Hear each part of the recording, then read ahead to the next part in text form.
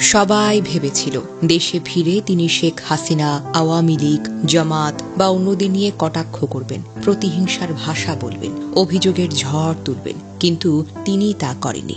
একেবারে বিপরীত একটা শান্ত, বিনয়ী, আধ্যাত্মিক, ঐক্যের এবং শান্তির বার্তায় ভরা বক্তব্য দিয়েছেন।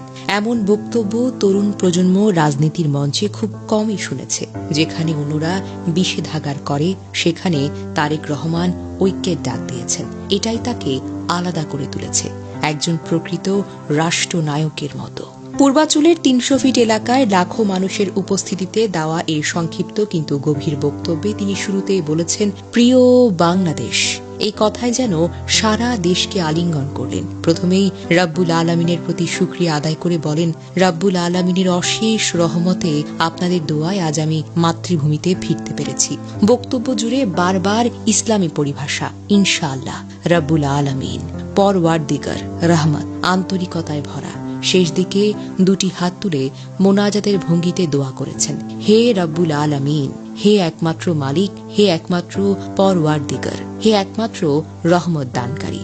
আজ যদি আপনার রহমত এই দেশ ও দেশের মানুষের পক্ষে থাকে, আমরা কঠোর পরিশ্রম করে প্রত্যাশিত বাংলাদেশ গড়ে তুলতে পারব।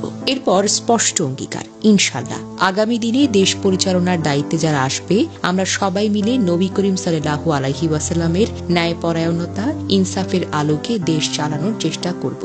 এই কথাগুলো ধর্মপ্রাণ মানুষের হৃদয়ে গভীরভাবে সাড়া ফেলেছে। কোনো হিংসা নয়, কোনো প্রতিশোধ নয়, শুধু আল্লাহর উপর ভরসা, ন্যায় বিচার আর ঐক্যের ডাক। তিনি বলেন, আমরা শান্তি চাই, আমরা শান্তি চাই, আমরা শান্তি চাই। পাহাড় থেকে সমতল, হিন্দু, মুসলিম, বৌদ্ধ, খ্রিস্টান সবাইকে নিয়ে আমরা এক নিরাপদ বাংলাদেশ গড়ার প্রতিশ্রুতি চাই।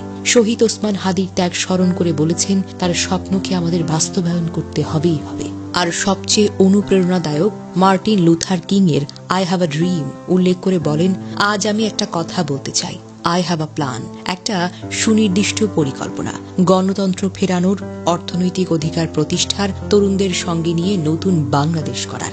নিজের বা পরিবারের ত্যাগের কথা বলেনি, কোনো অভিযোগও করেনি, শুধু ঐক্য, শান্তি আর ন্যায়ের কথা বলেছেন। এই বিনয়, এই ধৈর্য, এই আধ্যাত্মিকতা, এ যেন এক নতুন তারেক রহমান, যিনি বিএনপির ইসলামী মূল্যবোধকে আবার নতুন করে প্রমাণ করলেন। সামাজিক মাধ্যমে এই বক্তব্য নিয়ে প্রশংসার ঝড়। তরুণরা বলছে, এমন দায়িত্বশীল, অন্তর্ভুক্তিমূলক নেতৃত্ব তারা প্রথমবার দেখল। রাজনৈতিক বিশ্লেষকরা বলছেন, এটা সাধারণ মানুষের কাছে নতুন একটি আশার বার্তা। Just trust the plan, we have a plan. Tarique রহমানের ঐতিহাসিক সংবর্ধনা অনুষ্ঠানের বক্তৃতা প্রচার হওয়ার পর থেকেই ফেসবুক, এক্স সাবেক টুইটার ও ইউটিউবে আলোচনার ঝড় উঠেছে। বিশেষ করে ধর্মীয় মূল্যবোধ, ইসলামী ভাবধারার প্রতিফলন ঘটিয়ে দেওয়া তার এই বক্তব্যটি নেটিজেন এবং সমর্থকদের মাঝে ব্যাপকভাবে প্রশংসা কুড়িয়েছে। অভিভূত হাজার হাজার ব্যবহারকারীরা মন্তব্য করেছেন, তারেক রহমানের কণ্ঠে এই বিনয় এবং মহান স্রষ্টার প্রতি আত্মসমর্পণ আমাদের সবাইকে মুগ্ধ করেছে। এ যেন এক নতুন তারেক রহমান। বিএনপির ভারপ্রাপ্ত চেয়ারম্যানের বক্তব্যের ভাষা চয়ন এবং শান্ত ভঙ্গিও অনেকের নজর কেড়েছে।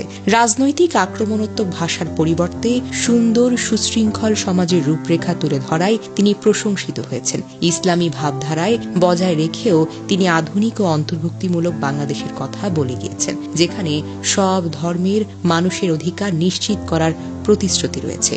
এই ভারসাম্যপূর্ণ অবস্থানটি তাকে সব মহলে আলোচনার কেন্দ্রে নিয়ে এসেছে।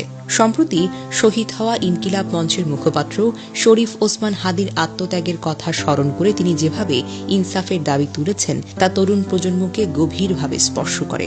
বক্তৃতার শেষে তিনি সমবেত জনতাকে স্লোগান দিয়ে বলেন, সবাই মিলে করব কাজ, গড়ব মোদের বাংলাদেশ।